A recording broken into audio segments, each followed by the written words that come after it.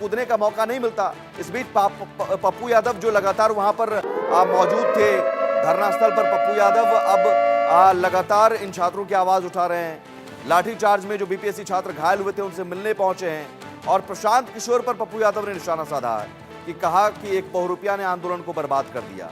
अब यहां पर आंदोलन का नेतृत्व करने या क्रेडिट लेने की भी होड़ मच गई। सवाल यही है कि क्या सियासी पार्टियां अब इसमें सियासत खोज रही हैं? एक मुद्दा जो छात्रों से जुड़ा हुआ है उसमें क्या सियासी फायदा उठाने की कोशिश अरुण कुमार जी विपक्ष कर रहा है? देखिए सुमित जी, सियासी फायदे का सवाल नहीं है, सवाल है बिहार के छात्रों के भविष्य का, बीपीएससी के अभ्यर्थियों के भविष्य का। और जो कि लगातार बीपीएससी के अभ्यर्थी पिछले 17 तारीख से आज हो गया 30 तारीख, 13 दिन से वो लगातार लोकतांत्रिक तरीके से आंदोलन कर रहे हैं। लेकिन दुर्भाग्यपूर्ण है, यहाँ डबल इंजन की सरकार है। 1 किलोमीटर की दूरी पर सीएम हाउस है, डिप्टी सीएम हाउस है, राज्य के सारे आला अधिकारी हैं, लेकिन आज तक कोई सुधि लेने वाला नहीं। कल आपने देखा, आपके विजुअल पे ही चल रहा था, मीडिया के लोग दिखा रहे थे, माननीय मुख्यमंत्री नीतीश कुमार जी से जब दिल्ली में पूछा गया इन सवाल पर, तो उनके मुंह से एक शब्द नहीं निकला, मुंह पर दही जमाए हुए। और आशंका यहाँ है सुमित जी कि लगातार नॉर्मलाइजेशन को लेकर हमारे छात्र आंदोलन कर रहे थे। छात्रों को ये लग रहा है कि नॉर्मलाइजेशन के नाम पर सरकार और शिक्षा माफिया बड़े पैमाने पर गड़बड़झाला कर रही है, भ्रष्टाचार करना चाहती है। आपने देखा, पहले भी नॉर्मलाइजेशन के नाम पर आंदोलन पर उतरे, लेकिन बीपीएससी ने क्लियर कुछ नहीं किया। लास्ट आवर में कहा नॉर्मलाइजेशन लागू नहीं होगा। ठीक है, उस बाबत हमारे आदरणीय नेता तेजस्वी यादव जी ने 4 दिसंबर को पत्र भी नेता प्रतिपक्ष के हैसियत से मुख्यमंत्री जी को लिखा, उसकी भी कोई जवाब नहीं।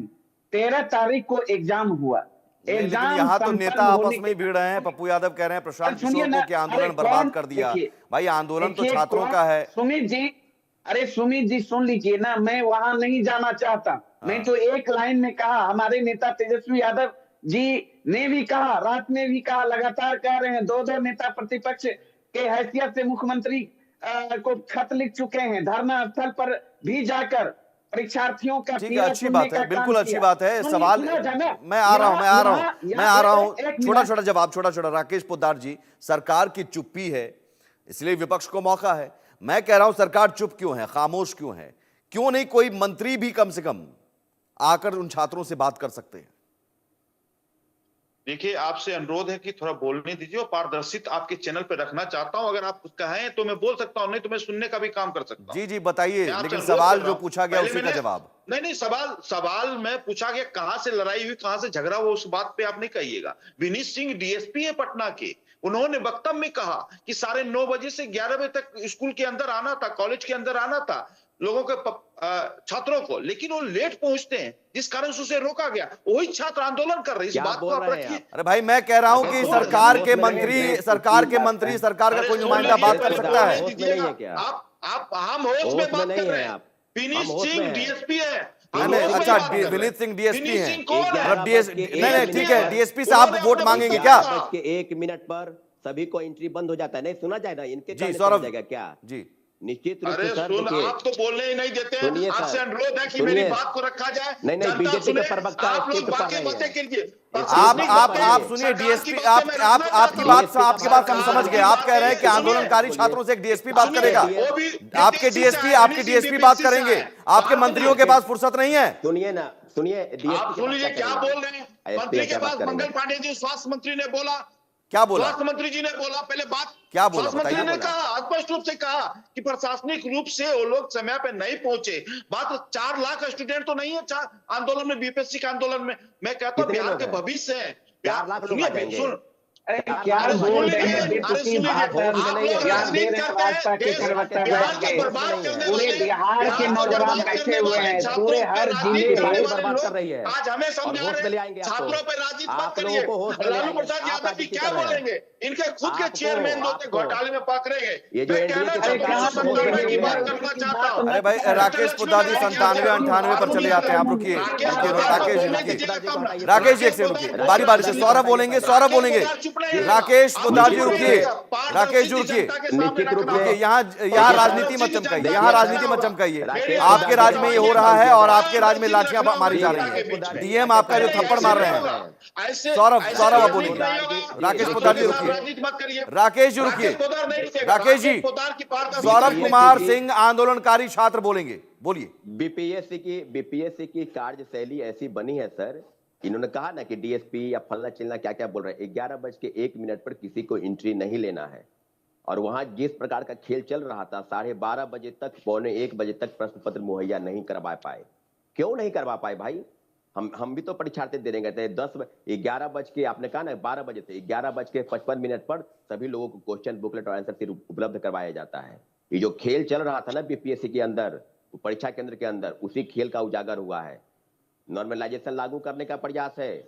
हम लोगों ने बार बार कहा कि आप लागू करना चाहते हैं, नहीं लागू करना। जब एक परीक्षा है तो एक शिफ्ट में आयोजित होगी।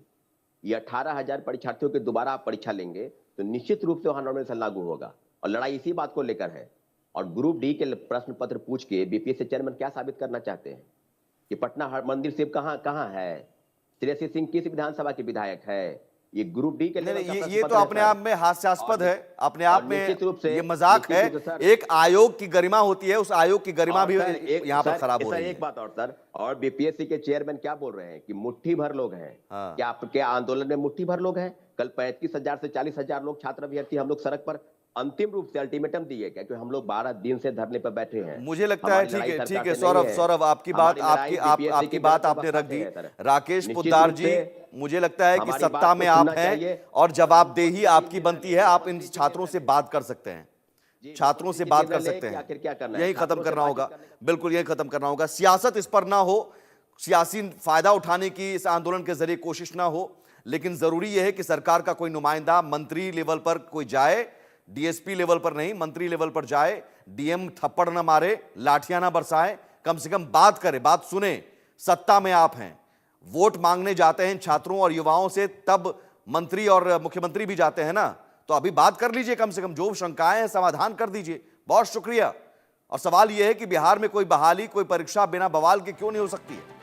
कोई भी बहाली उठाकर देख लीजिए। बीपीएससी में ही प्रश्न पत्र लीक हो चुका है, पहले भी हर प्रश्न पत्र लीक हो जाता है, हर परीक्षा में लीकेज हो जाता है, या फिर बवाल और लाठीचार्ज। तो आखिर कब तक? एक छोटा सा ब्रेक के उस पार भी खबरें लगातार जारी।